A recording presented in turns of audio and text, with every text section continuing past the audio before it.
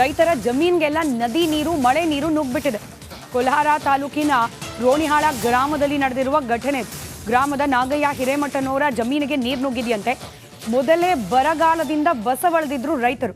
ಈ ಬೀಳ್ತಿರೋ ಮಳೆಯಿಂದ ಬದುಕನ್ನ ಹಸನು ಮಾಡ್ಕೊಳ್ಳೋಣ ಅಂತ ಹೇಳಿ ಸಂತಸದಿಂದಿದ್ರೆ ಸರಿಸುಮಾರು 8 ಎಕರೆ ಜಮೀನಲ್ಲಿ ಮೆಕ್ಕೆಜೋಳ ಬಿತ್ತನೆ ಮಾಡಿದ್ರು ರೈತ. ಆದರೆ ಇದಕ್ಕಿದ್ದ ಹಾಗೆ ನೀರು ನುಗ್ಗಿರೋದ್ರಿಂದ ಬೆಳೆ ಬೆಳೆಯೋಕೆ ಆಗಲ್ಲ ಅಂತ ಹೇಳಿ ರೈತ ಕಣ್ಣೀರು ಹಾಕ್ತಾ ಇದ್ದಾರೆ. ಸೂಕ್ತ ಪರಿಹಾರ ನೀಡಬೇಕು ಅಂತ ಕೂಡ ಆಗ್ರಹಿಸ್ತಿದ್ದಾರೆ. ರೈತರಿಗೆ ಅನುಕೂಲ ಆಗುತ್ತೆ ಮಾಡ್ತಾರೆ. ಇದು ನಮ್ಗೆ ಮುಳ್ಳಾಗ್ಬಿಟ್ಟೈತಿ. ಯಾವ ರೀತಿ ಮುಳ್ಳಾಗೈತೆ ಅಂದ್ರೆ ಇವ್ರದ ಒಂದು 4-5 ಎಕರೆ ಜಮೀನು ಇರ್ತೈತಿ. ಅದೇ ಜಮೀನ್ದಾಗ ನಾವು ಏನೋ ಕಷ್ಟಪಟ್ಟು ಬದುಕಿ ಬಾಳ್ಬೇಕಂತ ಆಸೆ ಇರ್ತೈತಿ. ಮತ್ತು ಅದ ಈಗ ನಮ್ಗೆ ಮುಳ್ಳಾಗಿ ನಿಂತೈತಿ. ಯಾವ ರೀತಿ ಮುಳ್ಳಾಗೈತೆ ಅಂದ್ರೆ ಈಗ ಬೀಜ ಗೊಬ್ಬರ ಎಲ್ಲ ಹಾಕಿ. ಮಳೆ ಪೀಡಿತ ಪ್ರದೇಶಕ್ಕೆ ಕೇಂದ್ರ ಸಚಿವ ಎಚ್.ಡಿ. ಕುಮಾರಸ್ವಾಮಿ ಕೂಡ ಪ್ರವಾಸವನ್ನ ಕೈಗೊಂಡಿದ್ದಾರೆ. ಅದರಲ್ಲೂ ಹಾಸನ ಸಕಲೇಶಪುರ ಭಾಗದಲ್ಲಿ ಮಳೆಯಿಂದಾಗಿ ಹಾನಿಗೆ ಈಡಾಗಿರುವ ಜಾಗಗಳಿಗೆ ಖುದ್ದು ಭೇಟಿ ಕೊಟ್ಟು ಅಲ್ಲಿನ ಪರಿಸ್ಥಿತಿಯ ಅವಲೋಕನವನ್ನ ಮಾಡ್ತಾ ಇದ್ದಾರೆ ಎಚ್.ಡಿ. ಕುಮಾರಸ್ವಾಮಿ. ಕೇಂದ್ರ ಸಚಿವರಾದ ಬಳಿಕ ಮೊದಲ ಬಾರಿಗೆ ತವರಿಗೆ ವಿಸಿಟ್ ಮಾಡ್ತಾ ಇರೋದು. ಗುಡ್ಡ ಕುಸಿದ ದೊಡ್ಡ ತಪ್ಪಲು ಪ್ರದೇಶದಲ್ಲಿ ಪರಿಶೀಲನೆಯನ್ನು ನಡೆಸಿದ್ದಾರೆ. ಅಲ್ಲಿಂದ ಶಿರಾಡಿ ಘಾಟ್ಗೆ ತೆರಳಿದ್ದಾರೆ ಕುಮಾರಸ್ವಾಮಿ ಅವರು. ದೃಶ್ಯದಲ್ಲಿ ಗಮನಿಸ್ತಾ ಇದ್ದೀರಿ. ಮಳೆ ಪೀಡಿತ ಪ್ರದೇಶಗಳಿಗೆ ಖುದ್ದು ತೆರಳಿ ಅಲ್ಲಿನ ಪರಿಸ್ಥಿತಿಯ ಬಗ್ಗೆ ಮಾಹಿತಿಯನ್ನು ಪಡೆದುಕೊಂಡಿದ್ದಾರೆ. ವಿರೋಧ ಪಕ್ಷದ ನಾಯಕ ಅಶೋಕ್ ಕೂಡ ಕುಮಾರಸ್ವಾಮಿ ಅವರಿಗೆ ಸಾಥ್ ನೀಡಿದ್ದಾರೆ. ಮಳೆ ಹಾನಿ ವೀಕ್ಷಣೆಯಲ್ಲೂ ಕೂಡ ಜಂಟಿ ಕಾರ್ಯಾಚರಣೆ. ಮೈತ್ರಿ ಪಕ್ಷಗಳು ಜೊತೆಯಾಗಿ ಹೋಗಿ ಅಲ್ಲಿನ ಪರಿಸ್ಥಿತಿಯ ಬಗ್ಗೆ ಮಾಹಿತಿಯನ್ನ ಕಲೆ ಹಾಕ್ತಿದ್ದಾರೆ.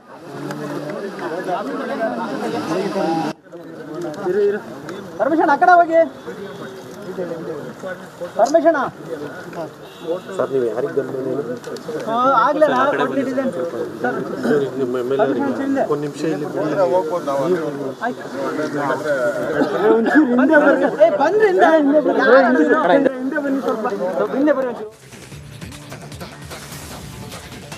ಸರಿಸುಮಾರು ಕಳೆದ 10-15 ದಿನಗಳಿಂದ ಕೂಡ ಉಡುಪಿ ಭಾಗದಲ್ಲಿ ಧಾರಾಕಾರ ಮಳೆ ಆಗ್ತಾ ಇದೆ. ಜೀವನ ಅಸ್ತವ್ಯಸ್ತವಾಗಿದೆ. ಜಿಲ್ಲೆಯನ್ನ ವಾಸ್ತವ ಪರಿಸ್ಥಿತಿ ಯಾವ ರೀತಿ ಇದೆ ಅನ್ನೋದನ್ನ ಕಣ್ಣಾರೆ ಕಾಣುವ ಸಲುವಾಗಿ ಅಂತೂ ಜಿಲ್ಲಾ ಉಸ್ತುವಾರಿ ಸಚಿವೆ ಲಕ್ಷ್ಮೀ ಹೆಬ್ಬಾಳ್ಕರ್ ಜಿಲ್ಲಾ ಪ್ರವಾಸವನ್ನ ಕೈಗೊಂಡಿದ್ದಾರೆ. ಮಳೆಯಿಂದ ಅಪಾರ ಪ್ರಮಾಣದ ಹಾನಿಯಾದ ಹಿನ್ನೆಲೆಯಲ್ಲಿ ಭೇಟಿ. ಉಡುಪಿ ಜಿಲ್ಲೆ ಕರಾವಳಿ ತೀರದಲ್ಲಿ ಕಡಲು ಕೊರೆತ ಅದೊಂಥರ ನಿರಂತರ ಸಮಸ್ಯೆ. ಇವತ್ತು ಜಿಲ್ಲಾಧಿಕಾರಿಗಳ ಜೊತೆಯಲ್ಲಿ ಸಚಿವೆ ಹೆಬ್ಬಾಳ್ಕರ್ ಕಡಲು ಕೊರೆತ ಪೀಡಿತ ಪ್ರದೇಶಗಳಿಗೆ ಭೇಟಿ ನೀಡೋ ಸಾಧ್ಯತೆ ಇದೆಯಂತೆ. ಒಂದಷ್ಟು ಕಡೆ ಹೋಗಿದ್ದಾರೆ, ಮತ್ತೊಂದಷ್ಟು ಕಡೆ ಮಾಹಿತಿಯನ್ನು ಕಲೆ ಹಾಕೋ ಪ್ರಯತ್ನವನ್ನ ಮಾಡ್ತಾ ಇದ್ದಾರೆ.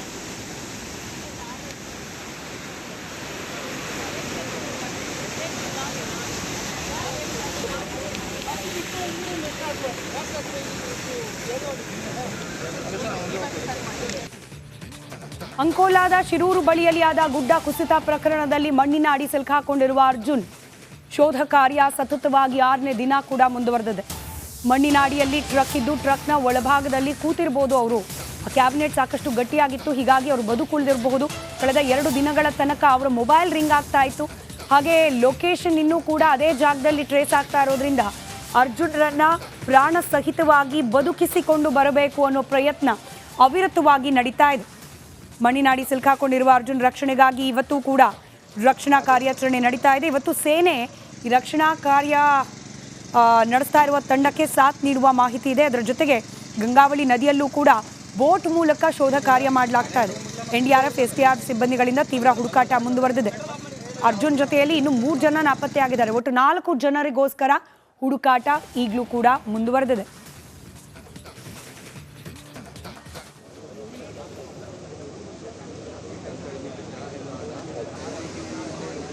ಇನ್ನು ಅರ್ಜುನ್ ಏನು ಈ ಮಣ್ಣಿನ ಅಡಿಯಲ್ಲಿ ಸಿಲುಕಿಕೊಂಡಿದ್ದಾರೆ ಅಂತ ಹೇಳಲಾಗ್ತದೆ. ಅವರ ಶೋಧ ಕಾರ್ಯ ನಡೀತಾ ಇದೆ. ಅರ್ಜುನ್ ಬಗ್ಗೆ ಅವರ ಲಾರಿ ಓನರ್ ಮಾಲೀಕರು ಮುನಾಫ್ ರಿಪಬ್ಲಿಕ್ ಕನ್ನಡದ ಜೊತೆಯಲ್ಲಿ ಮಾತನಾಡಿದ್ದಾರೆ. ಶಿರೂರು ಗುಡ್ಡ ಕುಸಿತದಲ್ಲಿ ಸಿಲುಕಿರುವ ಚಾಲಕ ಅರ್ಜುನ್ ಬಗ್ಗೆ ಲಾರಿ ಮಾಲೀಕ ಮುನಾಫ್ ಮಾತನಾಡಿದ್ದಾರೆ. ಚಿಕ್ಕಂದಿನಿಂದ ಕುಟುಂಬದ ಜವಾಬ್ದಾರಿಯನ್ನು ಅರ್ಜುನೇ ನಿರ್ವಹಿಸ್ತಾ ಬಂದಿದ್ದಾರೆ. ತಂದೆ ಬಾವಿ ಕೆಲಸ ಮಾಡುವಾಗ ಬಿದ್ದು ಹಾಸಿಗೆ ಹಿಡಿದಿದ್ರು. ಅವತ್ತಿನಿಂದ ಕುಟುಂಬವನ್ನು ನಿಭಾಯಿಸುತ್ತಿದ್ದಾರೆ ಅರ್ಜುನ್ ಅಂಥೇಳಿ ಅರ್ಜುನ್ರನ್ನ ಅವರ ಶ್ರಮ ಬದುಕನ್ನು ಕೊಂಡಾಡಿದ್ದಾರೆ ಲಾರಿ ಮಾಲೀಕ ಮುನಾಫ್. ಕೆಲಸ ಮಾಡ್ತಾ ಇದ್ದಂಥ ಲಾರಿಯ ಮಾಲೀಕರಾಗಿರುವಂಥ ಮುನಾಫ್ ಅವರಿದ್ದಾರೆ. ಮುನಾಫ್ ಅವ್ರನ್ನ ಮಾತಾಡ್ಸೋಗ್ತೀನಿ. ಮುನಾಫ್ ಅವರೇ, ಈಗ ಕಾರ್ಯಾಚರಣೆ ಹೇಗಾಗ್ತದೆ, ಏನಾದರೂ ಮಾಹಿತಿ ಕೊಟ್ಟಿದ್ದಾರಾ? ಈಗ ಇವತ್ತನೇ 6ನೇ ದಿನ ಸ್ಟಾರ್ಟ್ ಆಗಿದೆ. ಈಗ 5ನೇ ದಿನ 6ನೇ ದಿನ ಈಗ ಕೆಲಸ ಇದಾಗಿದೆ. ಮುಂಚೆ ಸ್ಟಾರ್ಟಿಂಗಲ್ಲೇ ಈಗ ಇಂಥ ಒಂದು ದೊಡ್ಡ ದುರಂತ ನಡೆದ್ರೆ ಸ್ಟಾರ್ಟಿಂಗಲ್ಲೇ ಇದರಲ್ಲಿ ಸ್ವಲ್ಪ ಸ್ಲೋ ಆಗಿಬಿಡ್ತು. ಅದು ಅವನ ಬಚಾವ್ ಮಾಡಲಲ್ಲಿ ಎಫೆಕ್ಟ್ ಆಗತ್ತೆ. ಅದು ಈಗ ಓಕೆ ಇದೆ, ಈ ಮಿಲ್ಟ್ರಿ ಬರುತ್ತೆ ಅಂತ ಹೇಳ್ತಾ ಇದ್ದಾರೆ. ನಾವು ಊರಿಂದ ಕಂಪ್ಲೇಂಟ್ ಕೊಟ್ಟಿದ್ದೀವಿ ಸೆಂಟ್ರಲ್ ಗೌರ್ಮೆಂಟಿಗೆ. ಬರ್ಬೋದು, ಮಿಲ್ಟ್ರಿ ಬರ್ಬೋದು. ಈಗ ಅರ್ಜುನ್ ನಿಮ್ಮ ಹತ್ರ ಎಷ್ಟು ವರ್ಷನ ಕೆಲಸ ಮಾಡ್ಕೊಂಡಿದ್ರು, ಹೇಗಿರ್ತಿದ್ದ ಆತ ನಿಮ್ಮೊಂದಿಗೆ? ಈಗ ನಮ್ಮ ಹತ್ರ 3 ವರ್ಷ ಮೇಲೆ ಆಯಿತು ಅವನು ಕೆಲಸ ಮಾಡ್ತಾ ಇದ್ದಾನೆ. ಈಗ ಲಾಸ್ಟ್ ಟೈಮಲ್ಲಿ ಅವನು ಲಾಸ್ಟ್ ಟ್ರಿಪ್ ಹೋಗೋ ಮುಂಚೆ ನಾನು ಅವನ ಹತ್ರ ಕೇಳಿದ್ದೆ, ಏನಾದರೂ ನಮ್ಮ ಜೊತೆ ಕೆಲಸ ಸ್ಟಾರ್ಟ್ ಮಾಡಿ ಏನಾದರೂ ಸಂಪಾದ್ಯ ಮಾಡಿದ್ಯಾ ಅಂತೇಳಿ ಕೇಳಿದ್ದೆ. ನಾನು ಎಲ್ಲ ನಮ್ಮ ಕೆಲಸದವ್ರ ಹತ್ರ ಕೇಳ್ತೀವಿ. ಅವರು ಸಂಪಾದ್ಯ ಏನಾದರೂ ಮಾಡಿಲ್ಲ ಅಂದರೆ ನಾವು ಇಷ್ಟು ಬಿಸ್ನೆಸ್ ಮಾಡಿ ನಮ್ಮ ಜೊತೆಗಿದ್ದವರಿಗೆ ಏನು ಬೆನಿಫಿಟ್ ಇಲ್ಲ ಅಂದ್ರೆ ಮತ್ತೆ ಅದರಲ್ಲಿ ಏನು ಪ್ರಯೋಜನ ಇಲ್ಲ. ನಾ ಯಾವಾಗಲೂ ಇವ್ರ ಹತ್ರ ಕೇಳ್ತಾ ಇರ್ತೀವಿ, ನೀವು ಹ್ಯಾಪಿ ಆಗಿದ್ದೀರಾ, ನೀವು ಹ್ಯಾಪಿ ಆಗಿದ್ರೇ ಮತ್ತು ಮುಂದೆ ಹೋಗೋಕ್ಕಾಗತ್ತೆ. ಅವನು ಹೇಳಿದೆ, ಅಣ್ಣ ನಾನು ಸಣ್ಣ ವಯಸ್ಸಿಂದನೇ ಅವ್ರ ಅಪ್ಪ ಬಂದು ಮೇಲಿಂದ ಬಿದ್ದು ಅವರಿಗೆ ದೊಡ್ಡ ಕೆಲಸ ಏನು ಮಾಡೋಕ್ಕಾಗಲ್ಲ, ದೊಡ್ಡ ಕೆಲಸ ಏನು ಮಾಡೋಕ್ಕಾಗಲ್ಲ. ಅವರು ಕಷ್ಟಪಟ್ಟು ಇವನೇ ಸಣ್ಣ ವಯಸ್ಸಿಂದ ಅವನೇ ಹೇಳಿದ್ದು, ನಾನು ಸಣ್ಣದಿರೋ ಟೈಮಲ್ಲೇ ಓದೋಕ್ಕೆಲ್ಲ ನನಗೆ ಒಳ್ಳೆ ಇಂಟ್ರೆಸ್ಟ್ ಇದೆ, ನಾನು ಒಳ್ಳೆ ಓದೋ ಹುಡುಗ. ಆದರೆ ಏನಾಯ್ತು ಅಂದ್ರೆ ಅಪ್ಪ ಅವರು ಬಿದ್ದರಲ್ಲ, ಬಿದ್ದಿದ್ದ ಮೇಲೆ ಇವನ್ ಮೇಲೆ ಇವತ್ತು ಎಲ್ಲ ರೆಸ್ಪಾನ್ಸಿಬಿಲಿಟಿ, ಫ್ಯಾಮಿಲಿ ರೆಸ್ಪಾನ್ಸಿಬಿಲಿಟಿ ಇವನೇ ತಗೊಂಡು ಇವನು ಹೇಳಿದೆ. ಸಣ್ಣ ವಯಸ್ಸಿಂದ ನಾನು ಬ್ರಷ್ ತಗೊಂಡು ಪೇಂಟಿಂಗ್ ಕೆಲಸಕ್ಕೆ ಸ್ಟಾರ್ಟ್ ಮಾಡಿದೆ. ಪೇಂಟಿಂಗ್ ಕೆಲಸ ಅವನಿಗೆ ಯಾವ ಕೆಲಸ ಸಿಕ್ತೋ ಅದು ಮಾಡ್ತಾ ಇದ್ದಾನೆ. ಅರ್ಜುನ್ ಇಡೀ ಕುಟುಂಬವನ್ನು ಸಂಭಾಳಿಸ್ತಾ ಇದ್ದ, ಅವನಿಗೆ ಬದುಕಬೇಕು ಅನ್ನೋ ಆಸೆ ಇತ್ತು. ನಾವು ಕೂಡ ಆಶಿಸ್ತೀವಿ ಬದುಕಿ ಬರಲಿ ಅರ್ಜುನ್ ಅಂತೇಳಿ. ಕ್ಯಾಮ್ರಾ ಪರ್ಸನ್ ರಾಕೇಶ್ ಜೊತೆ ನಾಗೇಂದ್ರ ಬಾಬು, ರಿಪಬ್ಲಿಕ್ ಕನ್ನಡ, ಉತ್ತರ ಕನ್ನಡ ಜಿಲ್ಲೆ.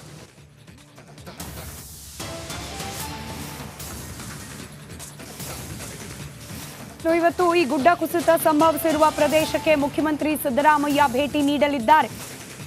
ಭೂಕುಸಿತ ಆದ ಪ್ರದೇಶಕ್ಕೆ ಮಧ್ಯಾಹ್ನ 2:15 ಸುಮಾರಿಗೆ ಸಿದ್ದರಾಮಯ್ಯನವರು ಭೇಟಿ ನೀಡಲಿದ್ದಾರೆ. ಬಳಿಕ ಕಾರವಾರಕ್ಕೂ ಕೂಡ ತೆರಳಿ, ಅಂದರೆ ಮಳೆ ಹೆಚ್ಚಾಗಿ ಎಲ್ಲೆಲ್ಲಿ ಹಾನಿಯನ್ನು ಉಂಟು ಮಾಡಿದೆ ಆ ಎಲ್ಲ ಪ್ರದೇಶಗಳಿಗೆ ತೆರಳಿ ಅಲ್ಲಿನ ಪರಿಸ್ಥಿತಿಯ ಅವಲೋಕನವನ್ನು ಮಾಡಲಿದ್ದಾರೆ ಮುಖ್ಯಮಂತ್ರಿ ಸಿದ್ದರಾಮಯ್ಯ ಅನ್ನೋ ಮಾಹಿತಿ. ಮಧ್ಯಾಹ್ನ 2:15 ಸುಮಾರಿಗೆ ಶಿರೂರ್ಗೆ ಭೇಟಿ ನೀಡ್ತಾರೆ. ಅದಾದ ಬಳಿಕ ಕಾರವಾರದಲ್ಲಿ ಅಧಿಕಾರಿಗಳ ಜೊತೆಯಲ್ಲಿ ಸಭೆ. ಮಧ್ಯಾಹ್ನ 4 ಗಂಟೆ ಬಳಿಕ ಕಾರವಾರದಲ್ಲಿ ಸಭೆಯನ್ನು ನಡೆಸಲಿದ್ದಾರೆ. ಪ್ರವಾಹ ಮುಂಜಾಗ್ರತೆಗೆ ಸಂಬಂಧಪಟ್ಟಂತೆ ಸಿಎಂ ಈ ಸಭೆಯಲ್ಲಿ ಚರ್ಚೆಯನ್ನ ಮಾಡಲಿದ್ದಾರೆ.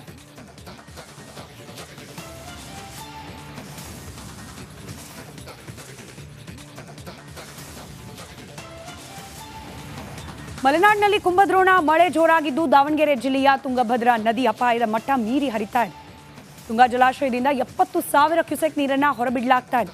ನದಿ ಪಾತ್ರದ ಜನರಿಗೆ ಪ್ರವಾಹದ ಭೀತಿ ಕೂಡ ಶುರುವಾಗಿದೆ. ಅಲ್ಲಿನ ಸದ್ಯದ ಪರಿಸ್ಥಿತಿ ಬಗ್ಗೆ ಪ್ರತ್ಯಕ್ಷ ವರದಿ ಇದೆ. 1 ನಿಮಿಷದಲ್ಲಿ ಪ್ರತ್ಯಕ್ಷ ವರದಿ ನಿಮ್ಮ ಮುಂದೆ. ಏನು ಮಲೆನಾಡು ಪ್ರದೇಶದಲ್ಲಿ ಕುಂಭದ್ರೋಣ ಮಳೆ ಆಗ್ತಿರುವಂಥದ್ದು, ಅದರ ಜೊತೆಗೆ ಈಗಾಗಲೇ ತುಂಗಭದ್ರಾ ನದಿಗೆ ಜಲಾಶಯದಿಂದ 70,000 ಕ್ಯೂಸೆಕ್ ನೀರನ್ನು ಬಿಟ್ಟಿರುವಂಥದ್ದು. ಆ ಹಿನ್ನೆಲೆಯಲ್ಲಿ ಏನು ಆ ದಾವಣಗೆರೆ ಜಿಲ್ಲೆಯ ಹೊನ್ನಾಳಿ, ನ್ಯಾಮತಿ ಮತ್ತು ಹರಿಹರ ತಾಲೂಕಿನ ಕೆಲವು ಭಾಗಗಳಲ್ಲಿ ಫ್ಲಡ್ ಆಗುವಂಥ ಸಾಧ್ಯತೆ ಇರುವಂಥದ್ದು. ಸೊ ನಾವೀಗ ಹರಿಹರ ಪಟ್ಟಣದ ಏನು ಗಂಗಾನಗರದಲ್ಲಿ ಇರುವಂಥದ್ದು ತಾವೀಗ ದೃಶ್ಯದಲ್ಲಿ ನೋಡ್ಬೋದು. ಗಂಗಾನಗರದ ಏನು ಅಂಚಿನಲ್ಲಿ ನದಿ ನೀರು ಬಂದು ನಿಂತಿರುವಂಥದ್ದು. ಏನು ಈಗಾಗಲೇ 10 ಮೀಟರ್ನಷ್ಟು ನೀರು ಇರುವಂಥದ್ದು. ಸೊ 12ರಿಂದ 13 ಮೀಟರ್ ಮಟ್ಟಕ್ಕೆ ಏರಿದಲ್ಲಿ ಏನು ಈ ಗಂಗಾನಗರ ಸಂಪೂರ್ಣ ಒಂದು ಏನು ಜಲಾವೃತ ಆಗುವಂಥ ಸಾಧ್ಯತೆ ಇರುವಂಥದ್ದು. ಇಲ್ಲಿ ಸುಮಾರು 40ಕ್ಕೂ ಅಧಿಕ ಮನೆಗಳು ಜಲಾವೃತ ಆಗ್ತವೆ. ಪ್ರತಿ ವರ್ಷ ಸಹ ಏನು ಅವರಕ್ಕೆ ಅಂದರೆ ಕಾಳಜಿ ಕೇಂದ್ರಕ್ಕೆ ಕಳಿಸುವಂಥ ಒಂದು ವ್ಯವಸ್ಥೆಯನ್ನು ಸಹ ಮಾಡ್ತಾರೆ. ಅದರಂತೆ ಈ ಬಾರಿಯೂ ಸಹ ಏನು ಹರಿಹರ ಪಟ್ಟಣದ ಗಂಗಾನಗರದ ನಿವಾಸಿಗಳನ್ನು ಮತ್ತು ಹೊನ್ನಾಳಿ ತಾಲೂಕಿನ ಬಾಲರಾಜ್ ಘಾಟ್ನ ನಿವಾಸಿಗಳನ್ನು ಸಹ ಈಗಾಗಲೇ ಕಾಳಜಿ ಕೇಂದ್ರಗಳನ್ನು ತೆರೆದಿರುವಂಥದ್ದು. ಒಂದು ವೇಳೆ ಜಲಪ್ರಳಯ ಆದಲ್ಲಿ ಅವರನ್ನು ಅಲ್ಲಿಗೆ ಸ್ಥಳಾಂತರ ಮಾಡಲು ಈಗಾಗಲೇ ಏನು ಜಿಲ್ಲಾಡಳಿತ ಮತ್ತು ತಾಲೂಕು ಆಡಳಿತ ಸಿದ್ಧತೆಯನ್ನು ಸಹ ಮಾಡಿಕೊಂಡಿರುವಂಥದ್ದು. ಕ್ಯಾಮರಾ ಪರ್ಸನ್ ಶಿವರಾಜ್ ಜೊತೆ ವಿಠಲ್ ಕೆರೋಡ್, ರಿಪಬ್ಲಿಕ್.